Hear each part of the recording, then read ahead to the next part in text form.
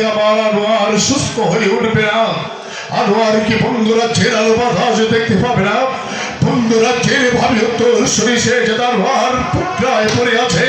মা জোসনা, আমি তোমাকে কথা দিচ্ছি, তুমি যদি তোমার তন্ত্র মন্ত্র দিয়ে আমার আনোয়ারকে ছাড়িয়ে তুলতে পারো, আমি বঙ্গরাজ তোমাকে কথা দিচ্ছি, তুমি আমার কাছে যা চাইবে আমি তোমাকে তাই দিয়ে পুরস্কৃত করবো। ভেঙে পড়বেন না জাহাপনা, খোদার উপরে ভরসা।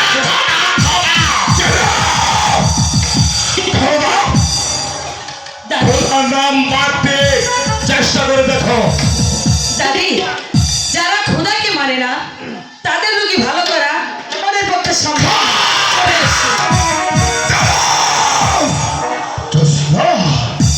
আমি বঙ্গরাজ, এই বঙ্গরাজ্যে দাঁড়িয়ে কন্যা জোসনাকে হাতে ধরে অনুরোধ করে বলছে,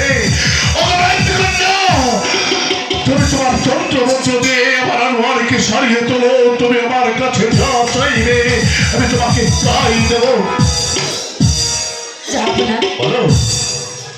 আমি যদি শাহজাহান আনোয়ারকে ভালো করতে পারি, আমি যা চাইবো আমাকে তাই দিবে। সত্যি বলছি? আমি তোমাকে সত্যি বলছি। তাহলে খোদার নামে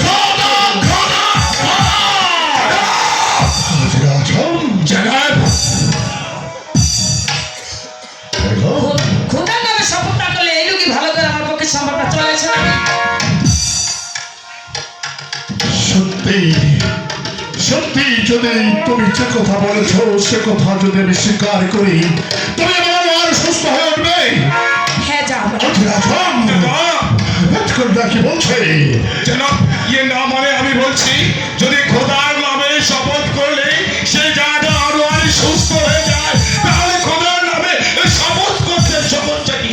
বেশ, না আমি বঙ্গরাজ, আমি বঙ্গরাজ, আমি বঙ্গরাজ পবিত্র মাঝের উপর দাঁড়িয়ে আল্লাহকে দিব্যি করে বলছি, তুমি যদি আমার আনোয়ারকে সরিয়ে তুলতে পারো, তুমি আমার কাছে যা চাইবে আমি তোমাকে তাই দিয়েই পুরস্কৃত করবো।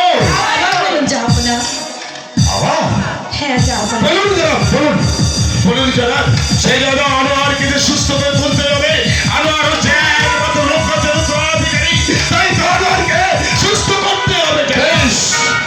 আমি আবার কথা দিচ্ছি, বঙ্গরাজ পবিত্র মাঝের উপর দাঁড়িয়ে আল্লাহকে দিব্যি করে বলছে, কন্যা যদি আনোয়ারকে সাজিয়ে তুলতে পারে, তুমি আমার কাছে যা চাইবে আমি তোমাকে তাই দিয়ে পুরস্কৃত করবো।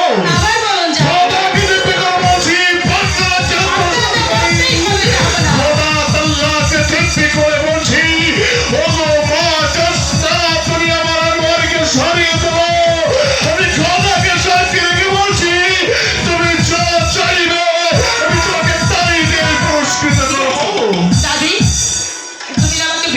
শিখিয়েছিলে বেগম আম্মা, চলুন আমাকে পাশে করে দিবে।